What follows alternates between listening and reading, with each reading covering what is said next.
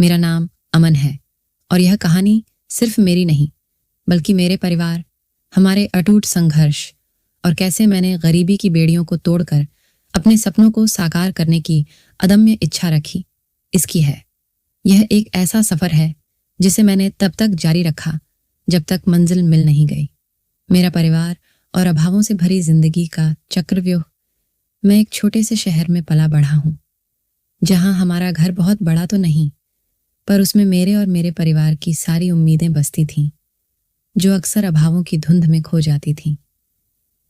हमारे घर में मेरे पिताजी, मेरी माँ, मेरे 2 छोटे भाई बहन और मैं, कुल 5 लोग थे। हमारी आर्थिक हालत कभी भी स्थिर नहीं रही, हमेशा एक पतली डोर पर झूलती रहती थी, जो कभी भी टूट सकती थी। पिताजी का काम मुख्य रूप से खेतों में दिहाड़ी मजदूरी का था। जरा रुकिए दोस्तों, अगर अब तक की ये कहानी आपके दिल को छू रही है तो बस एक छोटा सा साथ दीजिए। चैनल को अभी सब्सक्राइब कर लीजिए, ऐसी ही कहानियां आपके दिल तक पहुंचाते रहेंगे।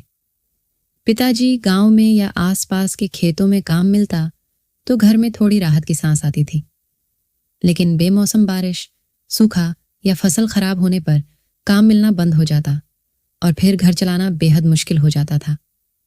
कई बार तो ऐसा होता कि हफ्तों चूल्हा ठीक से जल नहीं पाता था और हमें आधा पेट सो जाना पड़ता था।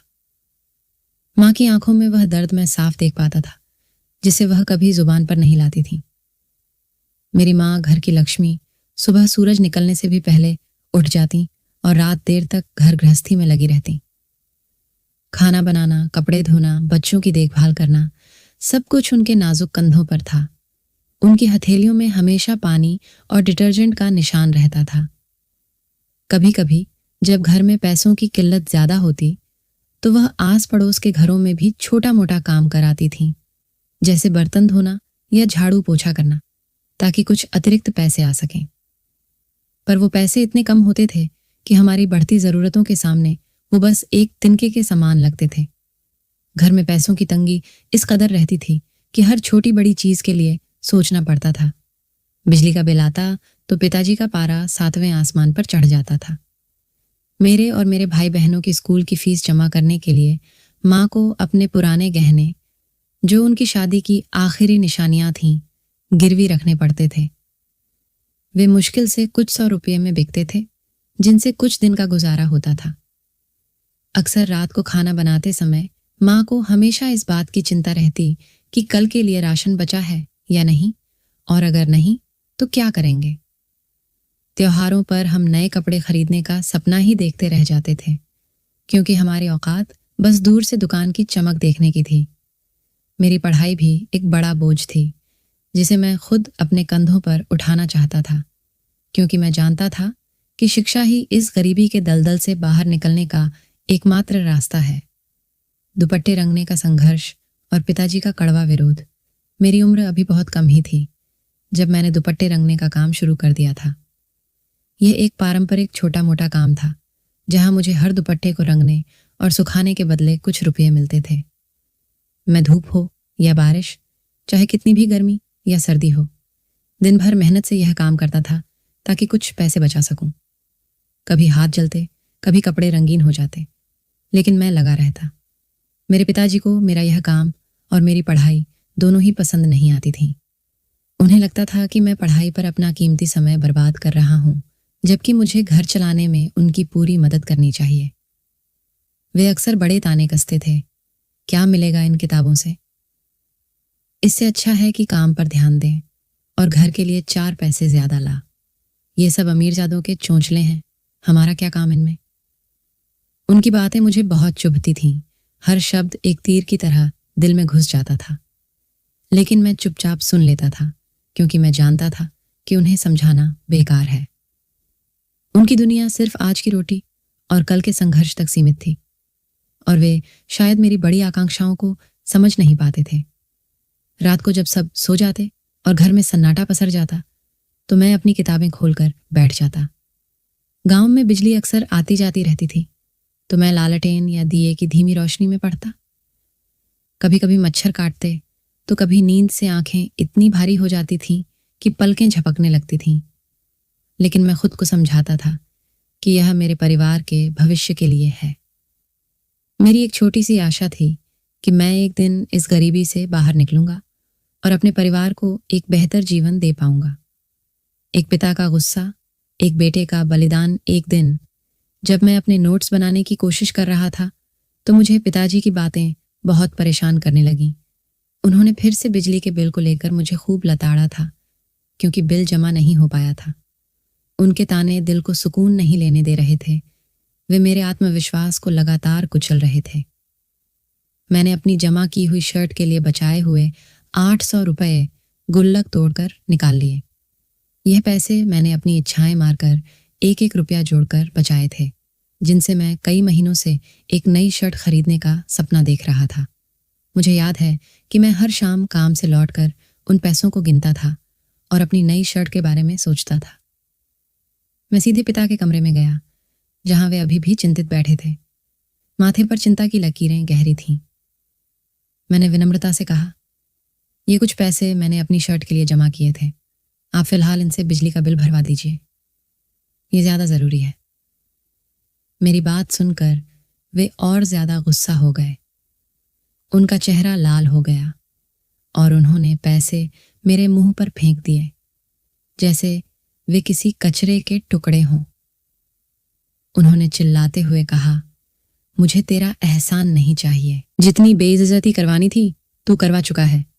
ये पैसे रख और अपना गुजारा खुद कर। मेरा और तेरा अब कोई रिश्ता नहीं रहा। उनकी बात सुनकर मेरी कमर में दर्द की एक तेज लहर दौड़ गई, क्योंकि गुस्से में उन्होंने मुझे एक जोरदार लात भी मार दी थी। पर फिर भी मैंने कुछ नहीं कहा, बस चुपचाप पैसे उठाए और अपनी जेब में रख ली। मैं बिना वजह का झगड़ा नहीं चाहता था, क्योंकि मुझे पता था कि उनके गुस्से का कोई अंत नहीं था। मेरी आंखों से आंसू छलक आए, लेकिन मैंने उन्हें किसी को देखने नहीं दिया। मैंने अपने चेहरे पर कठोरता ओढ़ ली थी ताकि कोई मेरी कमजोरी ना देख सके। माँ का अटूट सहारा और संघर्ष की राह में एक नई उम्मीद की किरण गर्मी की तपती दोपहर में मैं दुपट्टे रंगता रहा। सूरज आसमान से आग बरसा रहा था और मेरा पूरा शरीर पसीने से भीग चुका था, लेकिन मैं अपनी तमाम तकलीफें भूलकर चारों ओर घूम घूम कर अपना काम कर रहा था। आज न जाने भगवान की कृपा थी या मेरी किस्मत, आमदनी बहुत अच्छी हुई थी। शाम होने से पहले ही मेरे सारे दुपट्टे बिक गए, जो कि एक बड़ी बात थी। लेकिन मैं घर नहीं गया।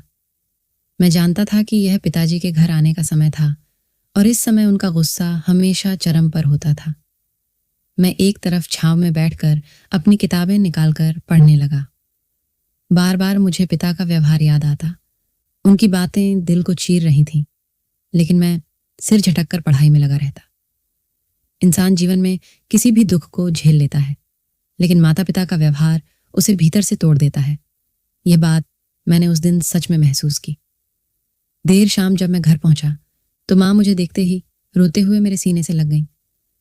उनकी आवाज भरी हुई थी और आंखें लाल थीं। उन्हें रोते देखकर मैं परेशान होकर पूछा, क्या हुआ माँ? सब ठीक है? पिताजी कहाँ हैं? आपको कुछ हुआ है क्या?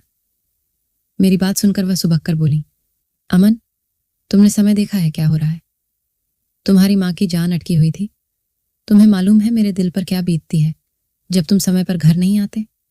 मुझे क्या मालूम सुबह तुम दोनों बाप बेटे के बीच क्या हुआ, लेकिन तुम अपनी माँ को बेवजह अपने पिता की सजा क्यों देते हो? मैंने नरमी से कहा, माँ, आपको क्या हो गया है? मैं भला आपको छोड़कर कहाँ जाऊंगा? मैं तो इसी घर में रहता हूँ, यहीं वापस लौट कर आऊंगा। आज मैंने सोचा कि थोड़ा और समय लगाकर सारे दुपट्टे बेच दूं, फिर कल के लिए नए धागे खरीदने चला जाऊंगा। आप क्यों उल्टा सीधा सोच रही हैं? आपके बिना मैं एक पल भी नहीं रह सकता। मेरी बात सुनकर वो थोड़ा मुस्कुरा दी। उनकी आंखों में हल्की सी चमक आ गई। पूरा दिन मेरा जलते तड़पते बीता था, लेकिन अब माँ की ममता देखकर ऐसा लग रहा था जैसे किसी ने जलते हुए सीने पर ठंडी हवा का छिड़काव कर दिया हो। काफी देर तक वह मेरे सीने से लगी रहीं, न जाने क्या क्या बोलती रहीं, और फिर मुझे चारपाई पर बिठाकर बोली, ठहरो, मैं तुम्हारे लिए खाना लगाती हूँ। मेरा बच्चा भूखा होगा। एक तो तुम्हारे पापा हर वक्त तुम्हारे सिर पर सवार रहते हैं। जब तुमने कल बिजली के बिल के पैसे दे दिए थे तो उन्हें जमा कर देना चाहिए था, लेकिन बेवजह का हंगामा करना उनकी पुरानी आदत है। पहले तुम्हारे चाचा के पीछे पड़े रहते थे, अब उन्होंने तुम्हें पकड़ लिया है। माँ की बातें सुनकर मैं हल्का सा मुस्कुरा दिया। माँ और पापा की आपस में बहुत कम बनती थी, लेकिन एक दूसरे से बेहद प्रेम करते थे। अगर एक को जरा भी तकलीफ होती तो दूसरा ऐसे तड़पता जैसे अभी अभी प्रेम हुआ हो। माँ ने अपने हाथों से मुझे खाना खिलाया। जीवन में अगर पूरी दुनिया आपके खिलाफ हो जाए तब भी माँ हमेशा आपके साथ खड़ी रहती है। सिविल सेवा का सपना, एक बड़ा कदम और माँ का अटूट विश्वास। थोड़ी देर बाद मैंने माँ का माथा चूमा और उठ खड़ा हुआ। अब मेरा मूड बेहतर हो चुका था। मेरा इरादा अब पढ़ाई करने का था। मैंने ठान लिया था कि आज अपने नोट्स पूरा करके ही रहूंगा, क्योंकि 2 दिन बाद हम सब दोस्तों की कंबाइंड स्टडी थी। अगर मेरे नोट्स पूरे नहीं हुए तो बेवजह की बातें सुनने को मिलती, और मैं ऐसी किसी बात का आदी नहीं था। कमरे में जाते ही मैंने दरवाजा बंद कर दिया और पिछले हिस्से की खिड़की खोल दी।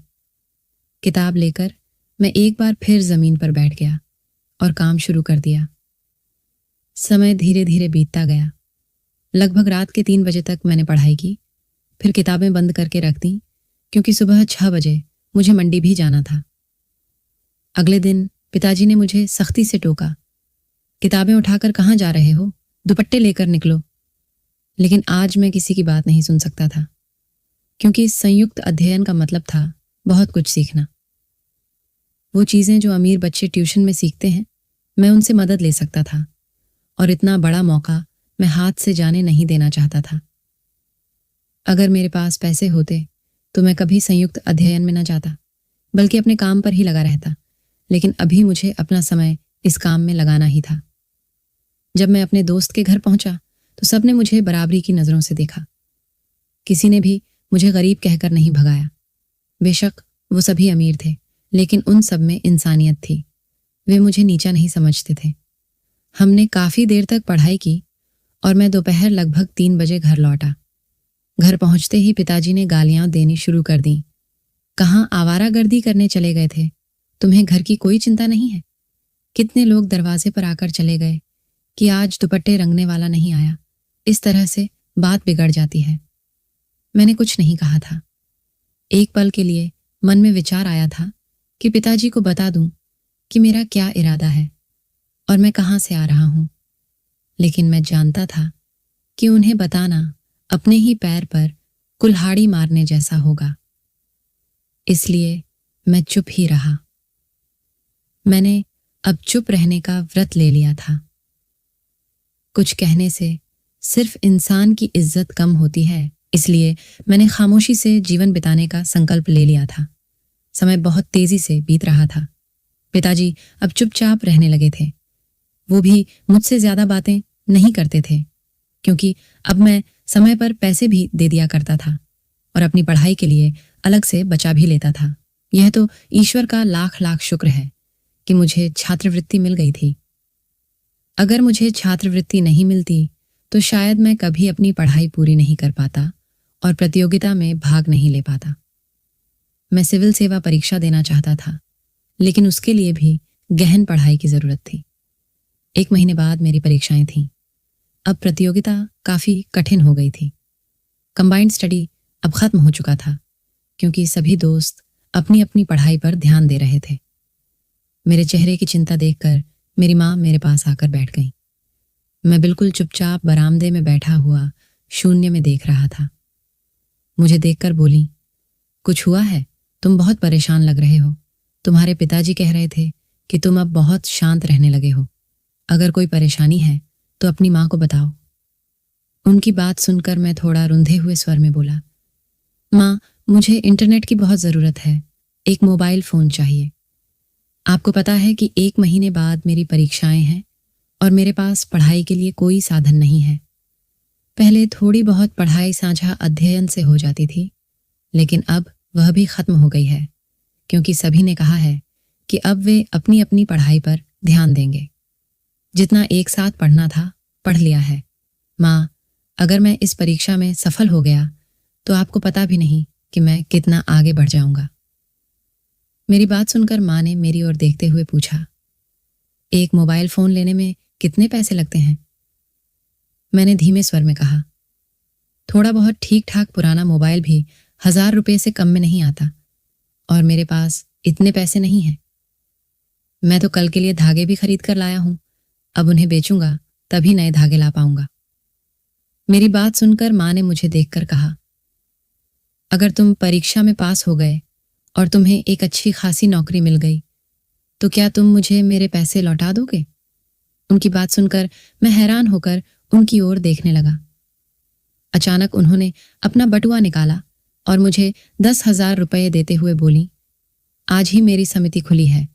मैंने यह पैसे तुम्हारे पिताजी से छुपकर जमा किए थे, लेकिन अब यह तुम रख लो और एक अच्छा मोबाइल फोन खरीद लो। ये बात किसी से मत कहना, और खासकर अपने पिताजी से बिल्कुल नहीं। मोबाइल फोन छुपाकर इस्तेमाल करना और रात को पढ़ाई करना। मेरी भी यह बहुत बड़ी इच्छा है कि मेरा बेटा आगे बढ़े। मैं तुम्हें दुपट्टे रंगते हुए नहीं देखना चाहती। मैंने और तुम्हारे पिताजी ने तो पढ़ाई पूरी नहीं की, लेकिन मैं चाहती हूं कि तुम बहुत आगे जाओ ताकि तुम्हारे दोनों छोटे भाई बहन भी सफल हो सकें। माँ की बात सुनकर मेरी आंखों में आंसू आ गए थे। यह 10,000 रुपये मेरे लिए बेहद कीमती थे, लेकिन मेरा दिल इन्हें लेने के लिए राजी नहीं था। न जाने क्यों मुझे डर लग रहा था कि अगर मैं असफल हो गया तो माँ के पैसे डूब जाएंगे। मैंने ठान लिया था कि मैं यह पैसे वापस कर दूंगा, लेकिन उन्होंने मना कर दिया। उन्होंने मुझे देखते हुए कहा, अगर मैं ये पैसे रख लूंगी तो घर के खर्चों में खर्च हो जाएंगे। तुम कम से कम मोबाइल ले आओ ताकि तुम्हारी मुश्किलें थोड़ी कम हो सकें। मैं कुछ देर तक सोचता रहा और फिर तुरंत फैसला किया, मैं ये पैसे रख लेता हूं। अगर मैं असफल हो गया तो माँ को धीरे धीरे करके पैसे लौटा दूंगा। कामयाबी की ओर पहला कदम और एक नई जिंदगी की शुरुआत, यही सोचकर मैं मोबाइल मार्केट की तरफ निकल गया। मुझे एक अच्छा मोबाइल फोन मिल गया। भले ही वह बहुत थोड़ा सस्ता क्यों ना था, लेकिन वह मेरे काम का था। मैंने पड़ोसी से वाईफाई का पासवर्ड ले लिया और अपना कमरा बंद करके पढ़ाई में जुट गया। मेरे पास सिर्फ 1 महीना था और इस 1 महीने में मुझे बहुत कुछ बदलना था। समय बीता और मेरे परीक्षा के दिन आ पहुंचे। मेरी माँ ने मेरी बहुत मदद की थी, जिसके लिए मैं उनका शब्दों में शुक्रिया अदा नहीं कर सकता। उनके कारण मेरी कई समस्याएं हल हो गई थीं। जो भी समझना होता था मैं मोबाइल की मदद से सीखता था। आज मेरा इम्तिहान था। दिल की धड़कन सामान्य से बहुत तेज थी। माँ से मिलकर मैं परीक्षा केंद्र की ओर रवाना हो गया। एक लंबी दूरी तय करके मैं अपने केंद्र पर पहुंचा। मेरे दोस्त भी वहां पहुंचे थे, लेकिन जिस कक्षा में मैं बैठा था वहां मेरा कोई दोस्त नहीं था। प्रश्न पत्र सबके आगे रख दिए गए। मैंने भगवान का नाम लिया और पेपर देना शुरू कर दिया। पूरे 3 घंटे तक मैंने सिर तक नहीं उठाया। 3 घंटे के बाद मेरी दुनिया ही बदल गई थी, क्योंकि मैंने बहुत अच्छा पेपर दिया था। मुझे पूरा विश्वास था कि मैंने अपनी ओर से कोई कसर नहीं छोड़ी थी। परिणाम का दिन और एक पिता का अप्रत्याशित पश्चाताप, समय तेजी से गुजरता गया। परीक्षा के बाद मैं फिर से दुपट्टे रंगने के अपने काम में लग गया था, ठीक वैसे ही जैसे पहले करता था। एक रोज की तरह मैं दुपट्टे रंगकर घर लौट रहा था। तभी मुझे दूर से अपने घर के बाहर भीड़ दिखी। मैं घबरा गया कि भीड़ किस बात की है। जब मैंने ध्यान से देखा तो मेरे होश उड़ गए। वहां कई कैमरा वाले खड़े थे और साथ में पुलिस भी मौजूद थी। मैंने सोचा कि जरूर किसी ने शिकायत की होगी या कोई झगड़ा हुआ होगा। मैं जैसे ही आगे बढ़ा, मेरे पिताजी उस भीड़ को चीरते हुए मेरे पास आए और बिना कुछ कहे मुझे अपने सीने से लगा लिया। मैं हैरान था। यकीन नहीं हो रहा था कि पिताजी ने मुझे गले लगाया है। उनकी आंखों में आंसू थे और वे मेरे सामने हाथ जोड़ते हुए बोले, भगवान के लिए मुझे माफ कर दो अमन। मैंने तुम्हारे जज्बात नहीं समझे, तुम्हारी मेहनत नहीं देखी, लेकिन आज तुम्हारी खामोश मेहनत ने पूरे शहर में तुम्हारा नाम कर दिया है। तुमने CSS सिविल सेवा की परीक्षा में पहली रैंक हासिल की है। मैं बिल्कुल स्तब्ध रह गया था। यह किसी चमत्कार से कम नहीं था। पिताजी के यह कहते ही सारे पत्रकार मेरी ओर मुड़ गए। पुलिस ने मुझे घेरे में ले लिया। कोई सवाल पूछ रहा था, कोई कैमरा आगे कर रहा था। मैं तो जैसे पत्थर बन गया था। मेरी समझ ही नहीं आ रहा था कि ये सब मेरे साथ हो रहा है। मुझे अपनी किस्मत पर यकीन नहीं हो रहा था। मैंने देश की सबसे कठिन परीक्षा में प्रथम स्थान प्राप्त किया था। यह कोई साधारण बात नहीं थी। मेरी पूरी दुनिया बदल चुकी थी। अब मुझे उस सवाल का जवाब भी मिल गया था कि पिताजी ने मेरे सामने हाथ क्यों जोड़े थे। यह उनके पश्चाताप और गर्व का मिला-जुला रूप था।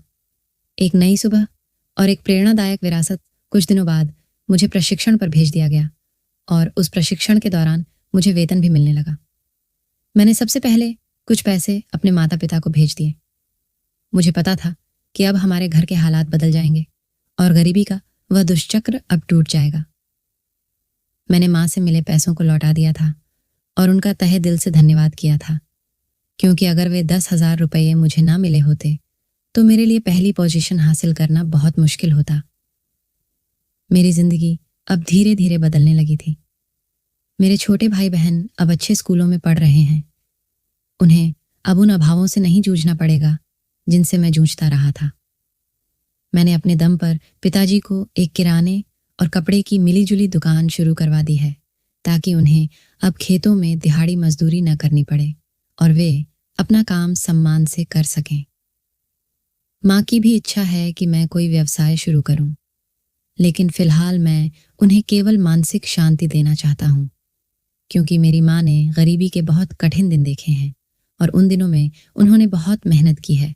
अब उनकी बारी है आराम करने की। मैं सबको केवल एक बात बताना चाहता हूँ, चाहे जिंदगी में कितनी भी कठिनाइयां आए, माता पिता चाहे कभी कभी कठोर क्यों न लगें, उनसे कभी नाराज मत होइए। उनका साथ ही हमारे जीवन की सबसे बड़ी शांति और ताकत होता है। वे हर इंसान के लिए सबसे अनमोल धरोहर होते हैं। जन्म से लेकर जीवन के अंत तक इंसान की परवरिश में माता पिता की भूमिका स्पष्ट रूप से दिखाई देती है।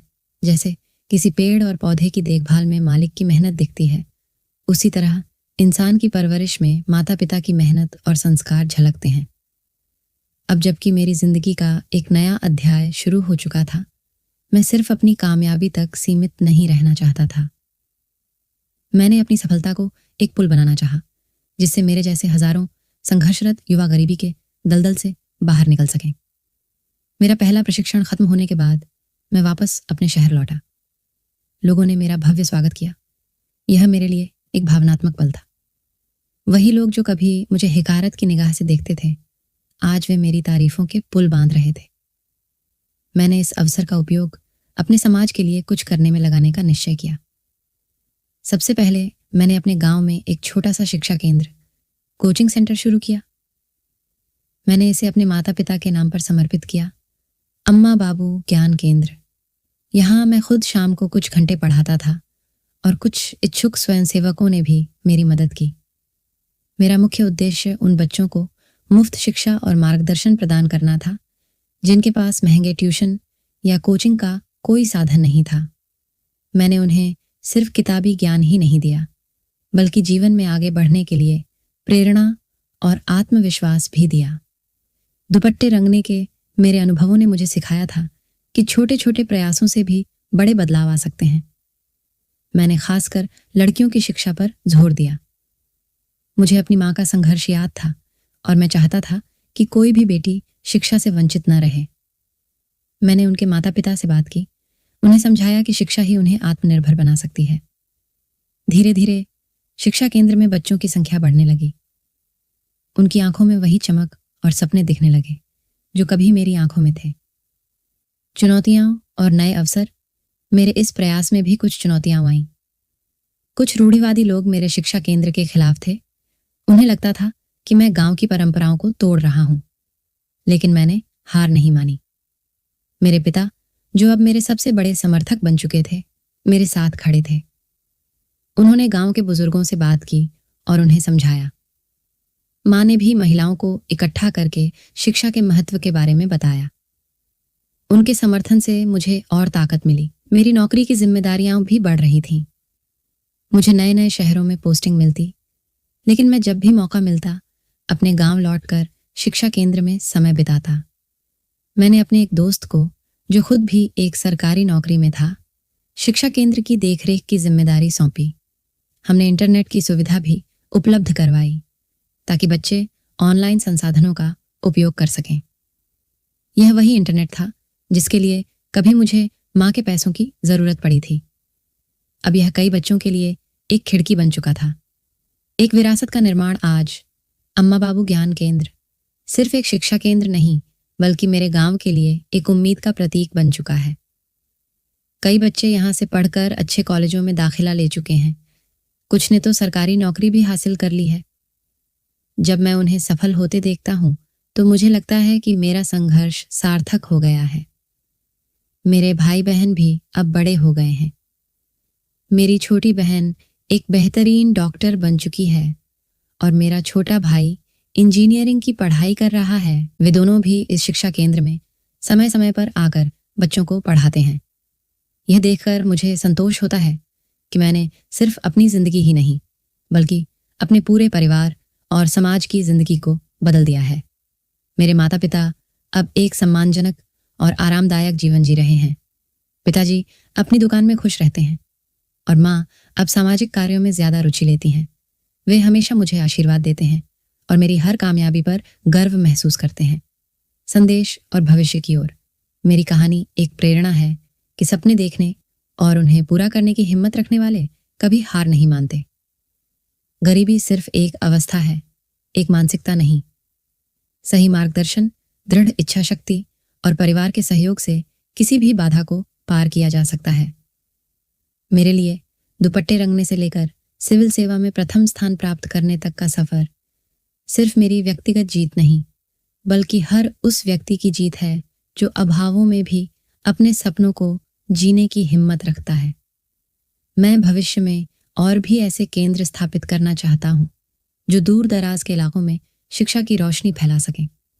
मैं जानता हूँ कि यह सफर अभी खत्म नहीं हुआ है, यह तो बस एक शुरुआत है। मेरी हर सुबह एक नए जुनून के साथ आती है, अपने समाज को सशक्त बनाने और हर अमन को उसका मुकाम दिलाने का जुनून। एक नया मिशन, सामाजिक समानता की ओर मेरी कामयाबी ने मुझे एक नई दिशा दी। मैं अब सिर्फ एक अधिकारी नहीं, बल्कि एक बदलाव का अग्रदूत बनना चाहता था। प्रशिक्षण और शुरुआती पोस्टिंग के दौरान मैंने देश के विभिन्न हिस्सों का दौरा किया और गरीबी, अशिक्षा और सामाजिक असमानता के गहरे रंग देखे। मुझे एहसास हुआ कि मेरा संघर्ष सिर्फ मेरा नहीं था, बल्कि उन लाखों लोगों का था जो रोजमर्रा की जिंदगी में ऐसी ही चुनौतियों का सामना करते हैं। मैंने अपनी सरकारी जिम्मेदारियों के साथ साथ सामाजिक सुधारों पर भी ध्यान देना शुरू किया। मेरी पहली प्राथमिकता उन सरकारी योजनाओं को लागू करना था जो गरीबों और वंचितों के लिए बनाई गई थीं, लेकिन अक्सर नौकरशाही की धीमी गति या भ्रष्टाचार के कारण उन तक पहुंच नहीं पाती थीं। मैंने अपने अधिकार क्षेत्र में यह सुनिश्चित किया कि हर पात्र व्यक्ति को उसका हक मिले। मैंने स्वयंसेवकों की एक टीम बनाई जो गांव-गांव जाकर लोगों को उनके अधिकारों और सरकारी योजनाओं के बारे में जानकारी देती थी। यह जानकर मुझे खुशी हुई कि मेरे प्रयासों से कई परिवारों को सीधे लाभ मिल रहा था। प्रेरणा का स्रोत, दुपट्टे की कहानी। मैंने अपनी कहानी को एक प्रेरणा स्रोत के रूप में इस्तेमाल करना शुरू किया। जब भी मुझे मौका मिलता, मैं स्कूलों, कॉलेजों और सामुदायिक बैठकों में जाकर अपनी यात्रा साझा करता। मैं उन्हें बताता कि कैसे दुपट्टे रंगने का मेरा छोटा सा काम मेरे बड़े सपनों का आधार बना। मैंने हमेशा इस बात पर जोर दिया कि कोई भी काम छोटा नहीं होता और हर प्रयास मायने रखता है। मैंने युवाओं से कहा कि वे अपने सपनों को कभी न छोड़ें, चाहे परिस्थितियां कितनी भी कठिन क्यों ना हो। मैंने उन्हें शिक्षा के महत्व, कड़ी मेहनत और दृढ़ संकल्प की शक्ति के बारे में बताया। मेरे भाषणों का अक्सर गहरा प्रभाव पड़ता था। कई युवा मुझसे आकर कहते थे कि मेरी कहानी ने उन्हें अपने जीवन में कुछ बड़ा करने के लिए प्रेरित किया है। यह मेरे लिए सबसे बड़ी उपलब्धि थी। भविष्य की योजनाएं और अनवरत संघर्ष। मेरी माँ और पिताजी अब भी मेरे सबसे बड़े समर्थक हैं। माँ अक्सर मुझे सलाह देती हैं कि मैं कभी भी जमीन से न कटूं और उन लोगों को न भूलूं जहां से मैं आया हूं। उनकी बातें मुझे हमेशा याद दिलाती हैं कि मेरा असली उद्देश्य क्या है। पिताजी, जो कभी मेरी पढ़ाई के खिलाफ थे, अब अक्सर गर्व से मेरी कहानी दूसरों को सुनाते हैं। भविष्य में मैं ग्रामीण विकास और शिक्षा के क्षेत्र में और भी बड़े पैमाने पर काम करना चाहता हूं। मेरी योजना है कि अम्मा बाबू ज्ञान केंद्र को एक बड़े संगठन में बदलूं, जो पूरे देश में शिक्षा और कौशल विकास के अवसर प्रदान करे। मैं ऐसे कार्यक्रम शुरू करना चाहता हूँ जो युवाओं को आधुनिक कौशल सिखाए, ताकि वे बदलते समय के साथ कदम से कदम मिलाकर चल सकें। मेरा संघर्ष अभी खत्म नहीं हुआ है, यह तो एक सतत प्रक्रिया है। मैं जानता हूं कि अभी भी लाखों अमन हैं जो गरीबी और अभावों से जूझ रहे हैं। मेरा जीवन अब उन सभी के लिए समर्पित है। मैं तब तक काम करता रहूंगा जब तक हर बच्चे को शिक्षा का अधिकार न मिल जाए, हर परिवार को सम्मानजनक जीवन न मिल जाए और हमारे समाज से गरीबी का दुष्चक्र हमेशा के लिए समाप्त न हो जाए। ये दुपट्टे, सपने और संघर्ष का अनंत सफर जारी रहेगा और मैं हर कदम पर एक बेहतर भारत की ओर अग्रसर रहूंगा। इस कहानी से हमें यह शिक्षा मिलती है कि अमन ने दुपट्टे रंगने जैसे छोटे काम से शुरुआत की, लेकिन उसने उसे कभी अपनी सीमा नहीं माना। उसने हर काम को पूरी लगन से किया और उसी से सीखता रहा। यह बताता है कि हर छोटा प्रयास बड़े लक्ष्यों की ओर ले जा सकता है। अगर ये कहानी ने आपके दिल को छुआ हो तो एक छोटा सा साथ दीजिए, हमारे चैनल को सब्सक्राइब कीजिए। आपका एक क्लिक हमें और भी बेहतर कहानियां लाने की ताकत देता है। और हाँ, बेल आइकन दबाना मत भूलिएगा, ताकि जब अगली कहानी आए तो आप सबसे पहले सुने।